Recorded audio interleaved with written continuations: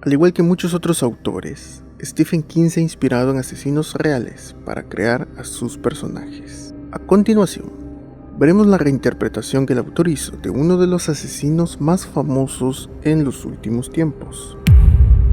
Hablamos de Dennis Rader, también conocido como el asesino BTK, y su relación con la novela corta llamada Un buen matrimonio. En esta historia, Dennis Rader es la base para la creación del personaje Bob Anderson, quien al igual que Rader con su alter ego BTK, Anderson se crearía un alter ego conocido como Biddy.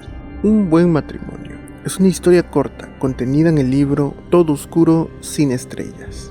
La historia trata sobre Darcy, una ama de casa que en un día cotidiano, mientras su esposo está fuera de casa, descubre una serie de revistas con contenido bondage. Esto es como un pequeño hilo negro para ella, ya que al tirar de él y seguir indagando, descubre que el hombre con el que ha estado casada es un asesino en serie, conocido por su especial brutalidad a la hora de torturar y asesinar a niños y mujeres. Así que sean bienvenidos, internautas de la tripulación. Soy el Capitán P7 y continuamos con la odisea por la cultura pop para coleccionar las mejores historias. En este video veremos cómo Stephen King abordó desde su ficción a la espeluznante realidad del asesino BTK.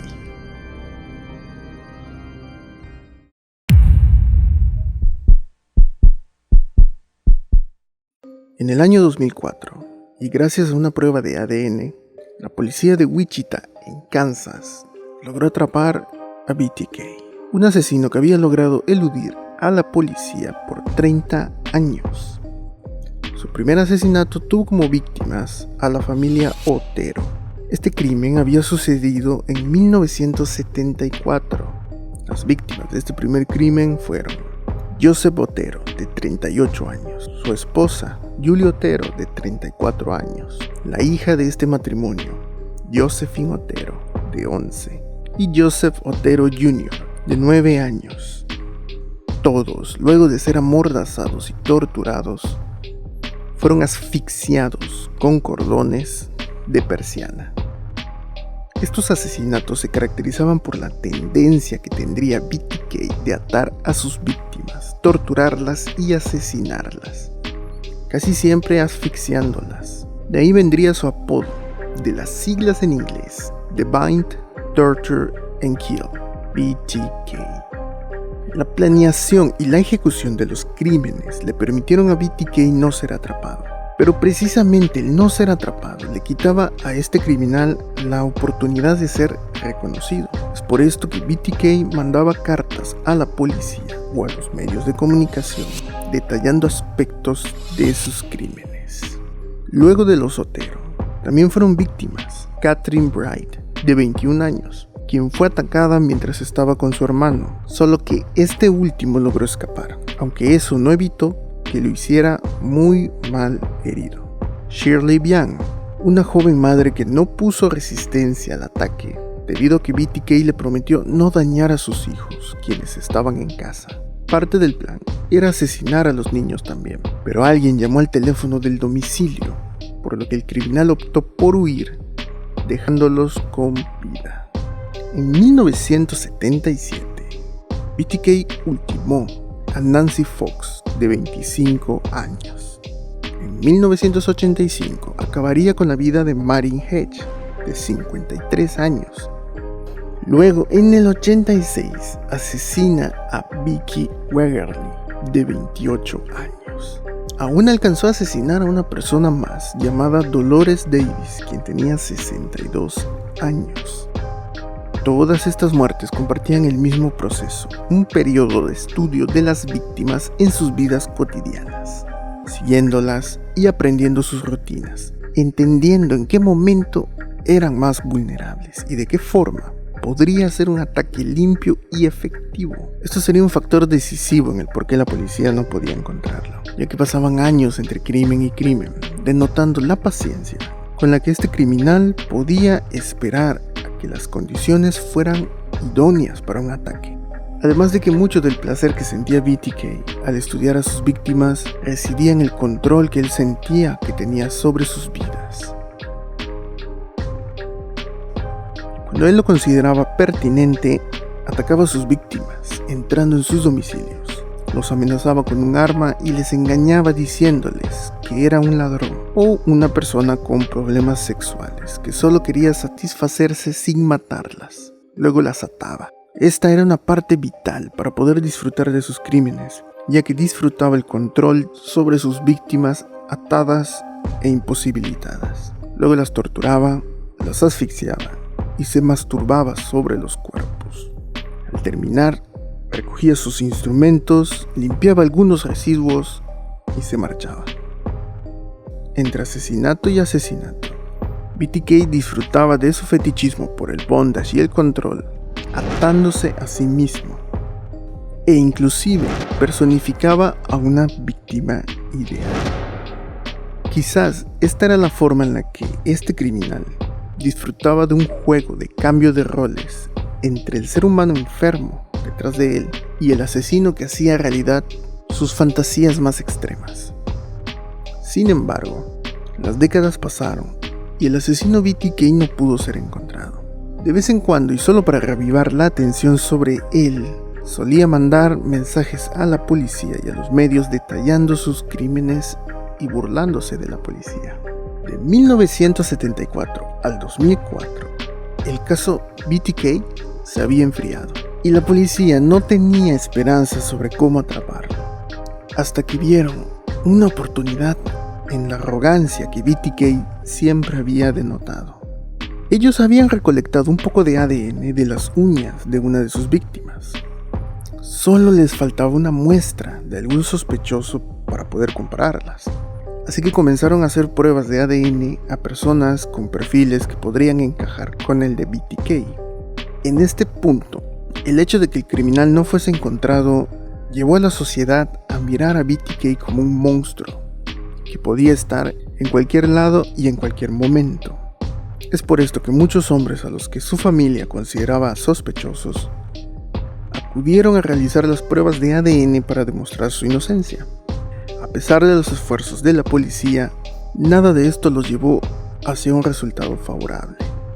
Por su parte, el legítimo BTK, al saber sobre el revuelo, y quizás para celebrar, a su retorcido modo, el 30 aniversario de su primer crimen, decide contactarse con la policía, preguntando si podía enviar un disquete con un mensaje especial sin ser rastreado. La policía, que sabía que podría obtener información de ese disquete, le lanzó un anzuelo, contestando que no había forma de rastrearlo con un simple disquete. BTK muerde el anzuelo y con su enorme arrogancia e ignorancia les manda un disquete con un archivo Word. La policía logra acceder a los metadatos del disquete, por lo que se enteraron que la licencia del archivo Word era de una iglesia y que el nombre de usuario con el que se había escrito el documento era Dennis. La policía realizó una búsqueda tipeando en el navegador Iglesia Luterana Wichita Dennis. Este les arrojó como resultado al presidente del consejo local de la iglesia, un tal Dennis Ryder. La policía por fin tenía una pista lo suficientemente específica como para encontrar al asesino. Al investigar a Dennis Ryder se topó con que él concordaba con el perfil que buscaban, desde el auto que había sido reportado por testigos hasta cierta similitud con el retrato hablado, pero nada de eso era concluyente. En un juicio se podría apelar que todo era circunstancial. La policía nunca había estado tan cerca y tan lejos de atraparlo, hasta que la investigación arrojó que la hija de Dennis Ryder había dejado una posible muestra de ADN en su universidad. Esto era lo único que necesitaban. Al acceder a esta y compararla con el ADN encontrado en las uñas de la víctima de BTK, se encontró parentesco entre ambas. Dennis Ryder era BTK y ahora podían probarlo. Esto fue el inicio de un enorme calvario para la familia de Dennis Rader, tanto emocional como psicológicamente. La esposa de Rader y su hija quedaron impactadas, destrozadas, ya que el hombre que había construido una familia con ellas era un asesino en serie, violento y sádico. Toda la comunidad de Wichita se horrorizó al saber que el hombre ejemplar, líder de los Boy Scouts y diácono de una iglesia, era el tan escurridizo asesino BTK. El mundo asoció el rostro de Dennis Rader al monstruo que era BTK, y este fue procesado en 2005, en medio de una enorme oleada de prensa internacional. Al ser un caso tan mediático, llegaría a oídos del autor Stephen King, quien había publicado su primera novela, Carrie, el mismo año del primer asesinato de BTK, y que ahora, en el 2005, se encontraba ya consolidado como una superestrella de la literatura. La historia de este asesino plantó en el autor una semilla que germinó en la novela Un buen matrimonio, incluida en la antología Todo oscuro sin estrellas, publicada en el 2010. Ahí, King abordaría la historia de Dennis Rader desde una perspectiva muy particular, de la cual hablaremos a continuación.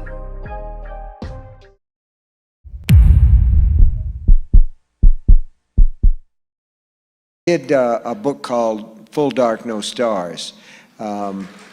Thank you.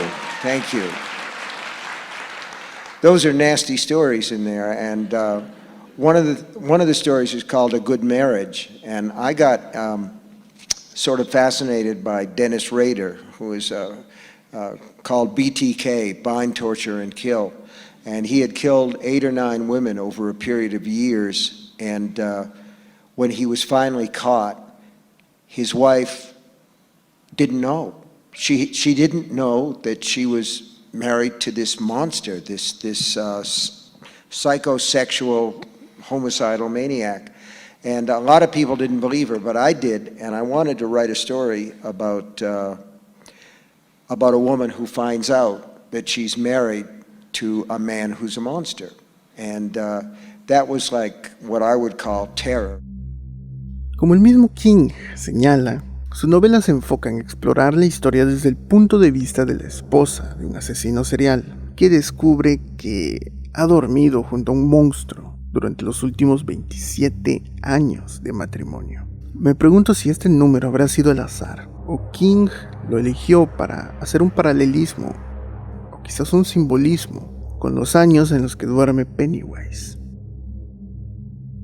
La historia inicia con la descripción de un matrimonio, algo así como la historia de inicio de Up, pero en versión turbia, sobre todo cuando sabemos hacia dónde acabará yendo la historia. Se nos narra que Bob Anderson y Darcy Anderson son un matrimonio, un buen matrimonio a decir verdad. Bob es contador y Darcy es ama de casa. A esta pareja los unió en un principio el interés en común por las monedas de colección. Durante su matrimonio tuvieron a un hijo llamado Donnie y a una niña llamada Petra. La narrativa fluye rápidamente, contando cómo los años pasan. Los hijos crecen y se van a la universidad. Bob, al llegar a los 40, le crece un poco la panza, se le cae el cabello y ahora tiene una coronilla. Muchos de esos detalles hacen una clara alusión. El matrimonio llega a su boda de plata, con Bob haciendo viajes por el negocio de las monedas antiguas y con Darcy viendo series como Two and a Half Men. Un día, minutos antes del inicio de este show de TV, el control se queda sin pilas. Bob está de viaje, por lo que ella baja al garage en busca de repuestos. Al estar abriendo cajones y revolviendo el interior de cajas, se encuentra como si de un hilo negro de la muerte se tratara una serie de catálogos. Esos catálogos eran suyos, solo que Bob se los había escondido para evitar que ella quisiera gastar en los artículos que ahí se promocionan. Darcy los recoge y entre ellos se encuentra una revista erótica con contenido bondage extremo. Esto causa intriga en Darcy y decide seguir jalando del hilo. ilumina debajo del sitio y encuentra una trampilla. Al abrirla consigue una caja y dentro unas tarjetas. Estas eran tarjetas de identificación de una mujer llamada Marjorie Duval.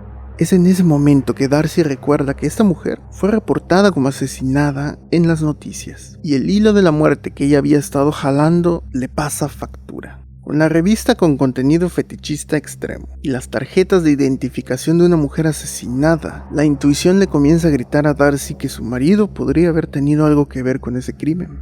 ¿Podía su esposo ser Bidi, el asesino que la policía no había encontrado en años? ¿Acaso a ella le tocó encontrarlo en su marido, con quien se acostaba a dormir desde hace 27 años? Darcy procede a buscar en internet el nombre de la mujer en las tarjetas de identificación. Pronto le aparecen imágenes de diarios y reportajes sobre el asesino Bidi. Ella teme al sumergirse en su investigación, ya que se da cuenta que todos los asesinatos de Bidi coincidían con viajes que su esposo había hecho. Muy probablemente estos viajes eran sus coartadas. Ahí se describe el modus operandi de Bidi. Él estudiaba a sus víctimas. Era muy metódico y paciente. Al poder someterlas, las torturaba. Y en el proceso las violaba y mordía con salvajismo. Les arrancaba partes del cuerpo mordidas y las asesinaba. Luego enviaba identificaciones o cosas de la escena del crimen a la policía para burlarse y quedarse con el crédito por el crimen. Darcy lee y lee los reportajes de asesinatos de mujeres y niños. Todos contenían sadismo, fetichismo y salvajismo. Y es aquí cuando entra el principal problema de Darcy. ¿Qué debe hacer? ¿Llamar a la policía? ¿Y si sus sospechas son equivocadas? En ese momento su esposo llama. Ella tarda en contestar. Finalmente lo hace y Bob detecta en ella algo sospechoso, por lo que anuncia que llegará antes de tiempo. Darcy debe de actuar rápido. Sin embargo, no hay pruebas. No hay forma de comprobar nada. Ella arruinaría su matrimonio, su familia, por sospechas. Al fin y al cabo, Bob nunca fue un mal marido. Nunca la trató mal. ¿Cómo probar que él es el asesino en serie del barrio? Y aun si era culpable, sus hijos pagarían el estigma de ser hijos de un asesino, y toda la familia sería juzgada por la sociedad, incriminados por cometer el pecado de no sospechar que el padre de la casa es un asesino. Aunque siendo sinceros, ¿cuáles podrían ser esas señales? Teniendo en cuenta que Bob era tan metódico y tan estricto, escondiendo sus secretos. E incluso su hijo mayor estaba tramitando un préstamo con el banco para iniciar un negocio en el que lo había apostado todo. Después del escándalo era seguro que le negarían el préstamo en cualquier banco. Y su hija estaba recién comprometida y con una boda en puerta. Todos esos compromisos y todos esos sueños se irían completamente a la basura. En este punto, Stephen King añade dos preguntas que lo resumen todo.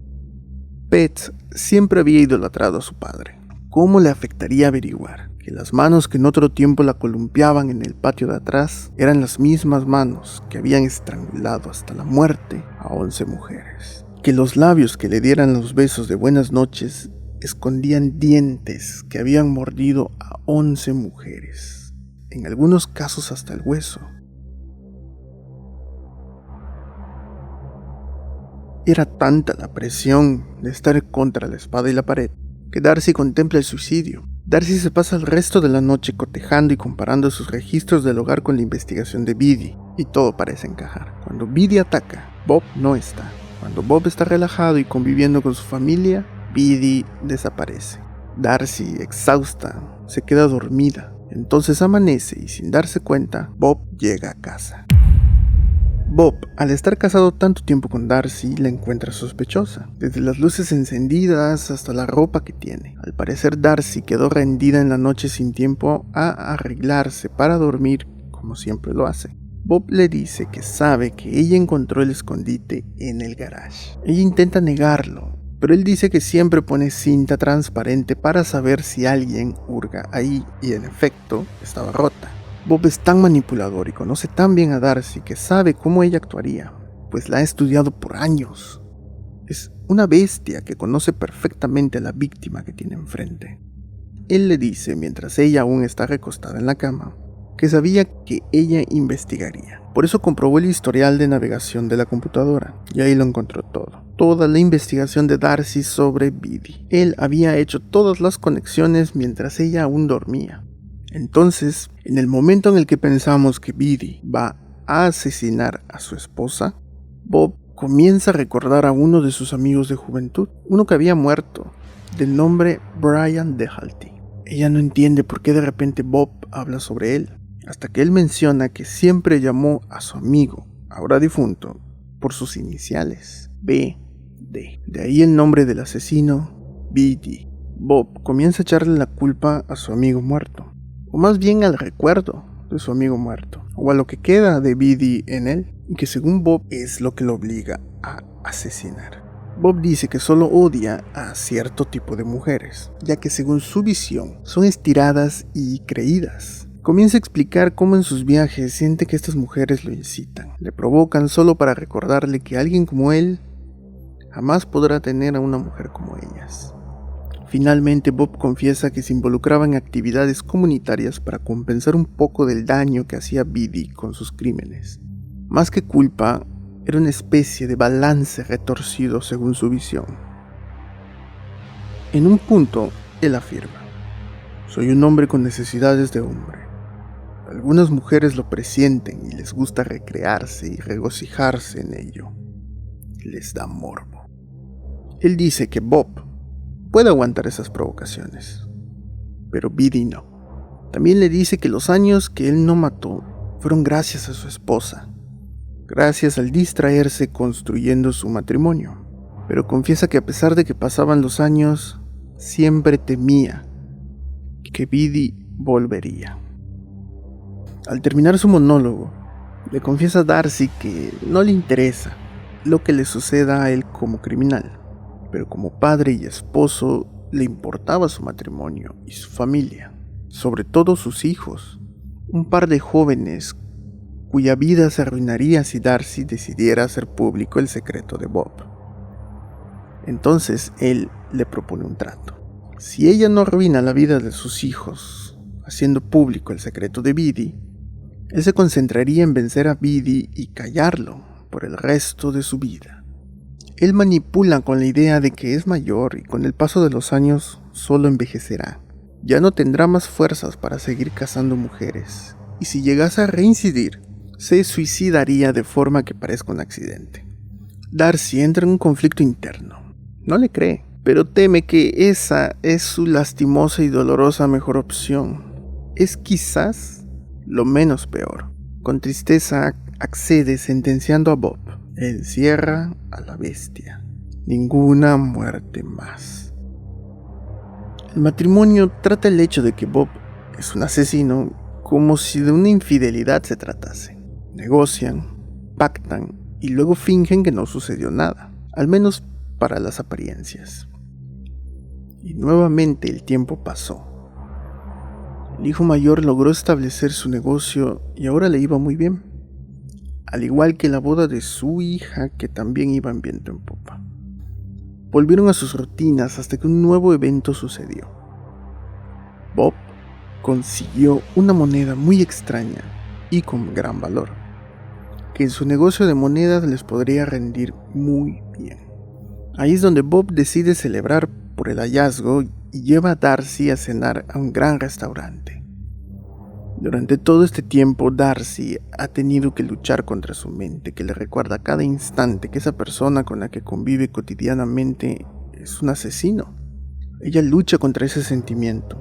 Finalmente acepta la salida y el matrimonio tiene una cita como cuando eran novios. Durante el transcurso de la velada, ellos consumen 2 botellas de vino, pero la mayoría la bebió Bob. Al volver a casa, Darcy le coquetea a su esposo y este se siente feliz al fin. Él siente como si la infidelidad al fin fue superada en su relación.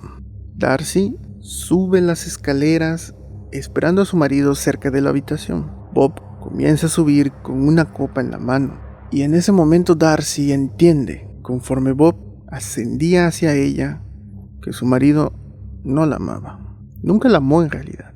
Bob solo sabía ser como las personas esperaban que fuera, pero no era sincero.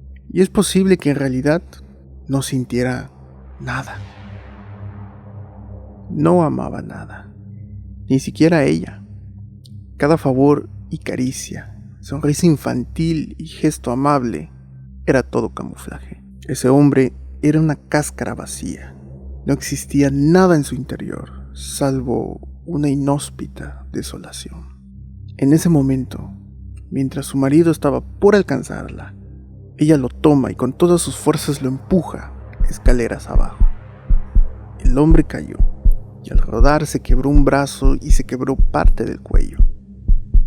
Darcy baja y le dice a Bob que no haga movimientos bruscos, y entonces llama a la ambulancia. Toma un trapo y una bolsa, y entonces, llorando, recuerda cómo Bob nunca la lastimó. Recuerda cómo se enamoraron, recuerda bailes y momentos felices, y llora aún más. Sin embargo, ella introduce el trapo y la bolsa en la boca de Bob. Se sube encima de él y lo asfixia. El hombre pelea cual animal herido hasta que finalmente perece. Darcy limpia la escena para dejarlo todo como si fuera un accidente. La ambulancia llega y le confirman la muerte de Bob. La policía no tiene razones para sospechar. Era para todos una tragedia. Un buen hombre había tenido un accidente por subir las escaleras ebrio. Al morir le ponía fin a un buen matrimonio de casi 30 años, en los que nunca tuvieron grandes problemas ni discusiones de qué preocuparse. Y Darcy mantuvo su historia hasta el final. Los hijos de Darcy perdieron a su padre en un accidente y nada más. Al final, y luego de algunos días, un viejo detective llega para hacer preguntas. Durante toda la conversación, Darcy sospecha que el hombre sabe que Bob era Biddy. El hombre era el líder de la investigación para hacer caer a Biddy. Mientras habla sobre la investigación y el cómo parte de ella la había llevado a Bob, él narra que nunca encontró pruebas suficientes para acusarlo. El detective veterano le insinúa a Darcy que su experiencia le ha llevado a una conclusión. Su esposo era Biddy. Ella, al no poder denunciarlo, lo asesinó. Nunca se lo dice claramente, pero se lo insinúa. Darcy no lo acepta abiertamente, pero le insinúa una confirmación. El detective le dice que dada la situación, él se irá y la dejará en paz, que la respeta y que ya nunca se volverán a ver. Pero antes de marcharse, el detective se despide susurrándole a Darcy: hizo usted lo correcto. Entonces Darcy se conmueve y tiene una última atención con el detective. Ella le explica que Bob tenía un amigo y que sus iniciales eran Biddy. El detective entiende y asiente. Darcy lo ve irse y al entrar a casa se siente más joven, más tranquila, pero sobre todo, por fin, se siente libre.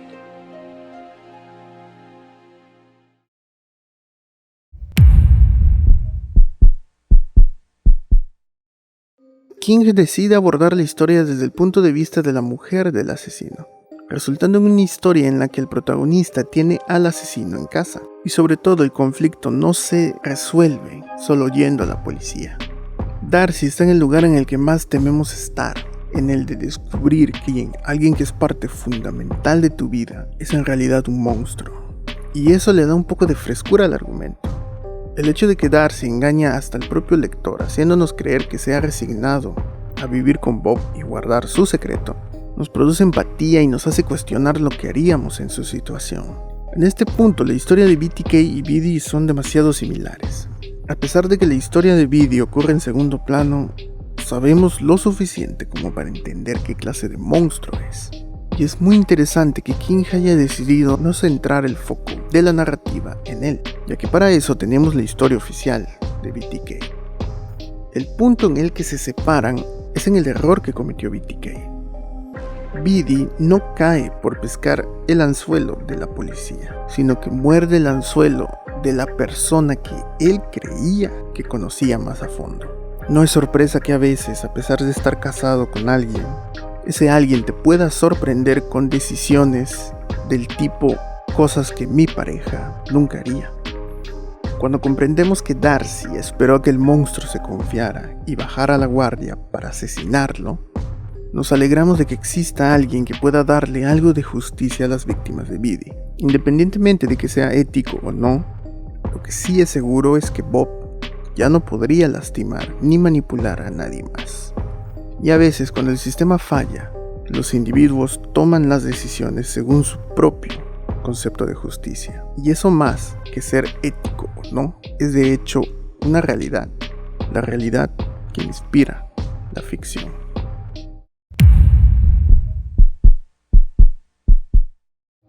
Es innegable que BTK ha tenido un gran impacto en la cultura pop. Su caso tuvo un seguimiento muy mediático a inicios de los 2000. Sobre su historia hubo una película en 2005 llamada BTK, Asesino en Serie. También un documental en 2010 llamado Yo sobreviví a BTK, centrado en Charlie Otero, miembro de la familia de primeras víctimas de BTK y que se salvó porque ese día Charlie estaba en la escuela, aunque a él le tocó llegar a casa y ver a toda su familia asesinada. También tiene menciones importantes en el largometraje Cultura a los asesinos en serie, un proyecto en el que se analiza mucho del interés que las personas tienen por los famosos asesinos en serie. De igual forma, una serie de 2022 llamada BTK, Confesiones de un asesino en serie, además de muchos documentales contando su historia, pero quizás su mayor impacto fue su participación en la famosa serie Mindhunter.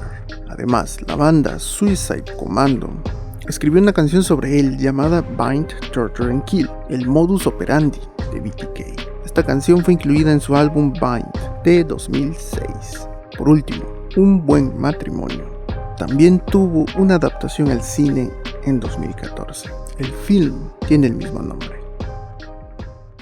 Ya sea por su sadismo, por haber engañado a la policía tanto tiempo o por su particular modus operandi, BTK ha dejado una gran huella en la cultura popular, algo de lo que muy probablemente en su arrogancia le alegraría. Actualmente él sigue purgando su condena de 10 cadenas perpetuas y a sus 77 años tiene ya algunos problemas de salud.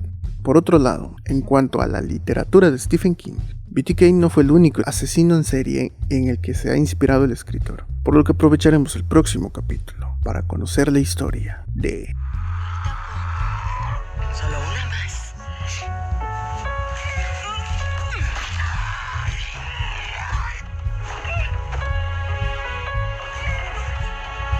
Dios te amo.